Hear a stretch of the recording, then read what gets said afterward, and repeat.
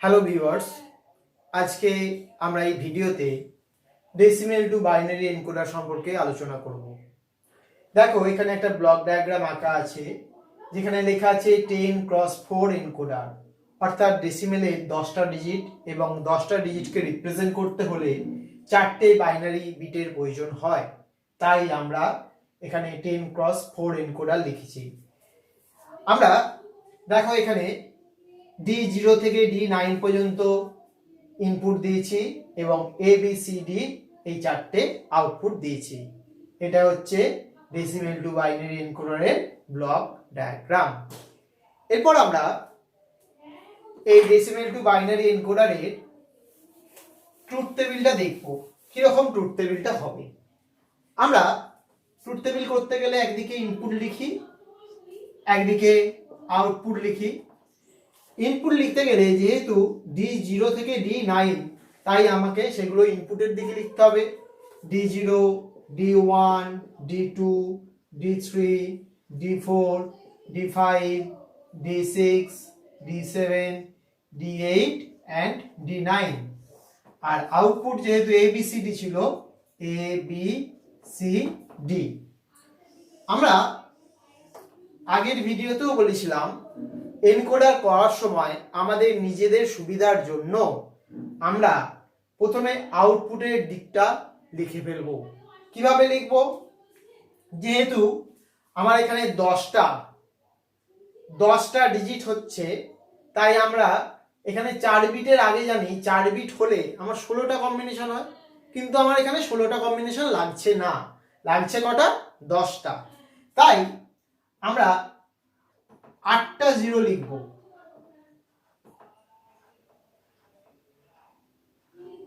8টা 0 আর 2টো 1। এরপর 4টে 0, 4টে 1,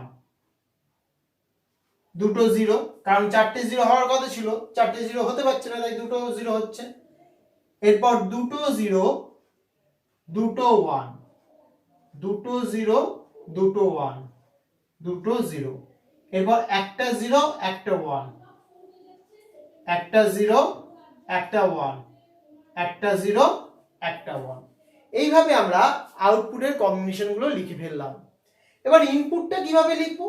ইনপুটটা লিখবো, দেখো, যেহেতু আমার যদি এটার মানে কি, এটার পাশে পাশে আমি যদি ডেসিমেল ফরমেশনটা লিখে নিই 0, 1, 2, 3, 4, 5, 6, 7, 8 and 9, আমাদের 0, 0, 0, 0 সেখানেই আউটপুট যাবে যদি D0 টা অ্যাক্টিভ হয়। অর্থাৎ D0 অ্যাক্টিভ হলে আমার এখানে এখানে আউটপুটটা 0, 0, 0, 0 হবে। তাহলে ইনপুটটা 0, 0 তে 1 হচ্ছে, বাকি কটায় 0 হচ্ছে। তেমনি ভাবে দেখো পরেরটার জন্য 1, তাই D1 এখানে অ্যাক্টিভ, বাকি 0 হচ্ছে। এইভাবে আমরা প্রতিটা লিখব, সবগুলোই 0 হবে, শুধু D2 টা 1 হবে। এবার সমস্তটাই 0 হবে, D3 1 হবে, 0, 0, 0, 0, 0, D4 এ 1, বাকিগুলো 0। পরেরটায় D5 এ 1, বাকিগুলো 0, D6 এ 1, বাকিগুলো 0। এবার D7 এ 1, বাকিগুলো 0।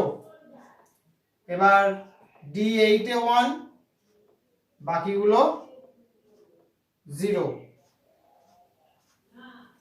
এবার শেষ D9 এ 1, বাকিগুলো 0। বোঝা গেল? অর্থাৎ আমরা এখানে টোটাল ট্রুথ টেবিলটা পেয়ে গেলাম, ইনপুটের রেসপেক্টে আউটপুটগুলো পেয়ে গেলাম। এবার আমরা কি করব, A B C and D, এই যে চারটে আউটপুট লাইন আছে, এই চারটে আউটপুট লাইনের জন্য আমরা বুলিয়ান এক্সপ্রেশনগুলো বের করব। তাহলে দেখো এখানে এই দুটো 1 এর জন্য বুলিয়ান এক্সপ্রেশন বের করতে হবে। দেখো তাহলে এর জন্য বুলিয়ান এক্সপ্রেশন হবে D8 প্লাস D9। বি এর জন্য বুলিয়ান এক্সপ্রেশন কি হবে, 4 5 6 7 এ যেহেতু 1, তাহলে D4 D5 D6 and D7। এবার এর জন্য 2 3 6 7, সি এর জন্য D2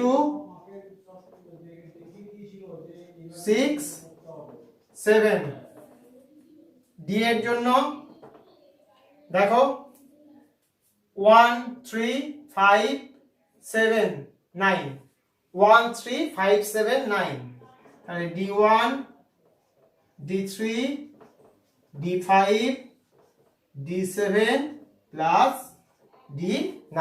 অর্থাৎ আমরা এ বি এন্ড সি আর ডি এর জন্য চারটে এক্সপ্রেশন পেয়ে গেলাম।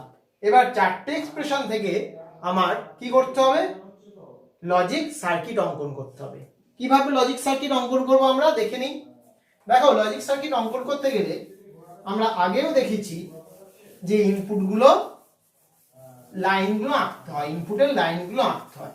সেই ইনপুটের লাইনগুলো কিভাবে আঁকবো আমরা দেখো। তাহলে আমাকে 10টা লাইন আঁকতে হবে, 2 3 4 5 6 7 8 9 10। প্রত্যেকের নামকরণ করে দাও, D0 D1 D2 D3 D4 D5 D6 D7 D8 and D9। এবার এর জন্য D8 প্লাস D9, তাহলে D8 থেকে যাবে D9 থেকে যাবে, এর মধ্যে অর গেট হয়ে গেল। তাহলে এটা হলো এ। বি এর জন্য 4 5 6 7, 4 5 6 7 এর মধ্যে অর গেট করে দিলাম, তাহলে এটা হয়ে গেল বি। তোমরা যখন কোনো লাইন থেকে ইনপুট হিসাবে টানবে ইনপুট, তখন অবশ্যই এরকম ডট দেবে, আগেও আমি বলেছি আবারও বলে দিলাম। এরপর সি এর জন্য D2 D3 6 7, তাহলে 2 3 6 and 7, তাহলে এটা হলো সি। নেক্সট হচ্ছে 1 3 1 3 5 7 and 9, এই পাঁচটা ইনপুট হিসাবে গেল, তাহলে এটা হয়ে গেল ডি। তাহলে এ বি সি ডি চারটে আমি আউটপুট লাইন পেয়ে গেলাম। এটা হলো আমার ডেসিমেল টু বাইনারি এনকোডারের লজিক ডায়াগ্রাম। তাহলে আমরা ডেসিমেল টু বাইনারি এনকোডারের ব্লক ডায়াগ্রাম দেখলাম, ট্রুথ টেবিল দেখলাম এবং লজিক সার্কিট কিভাবে অঙ্কন করতে হয় সেটা দেখলাম।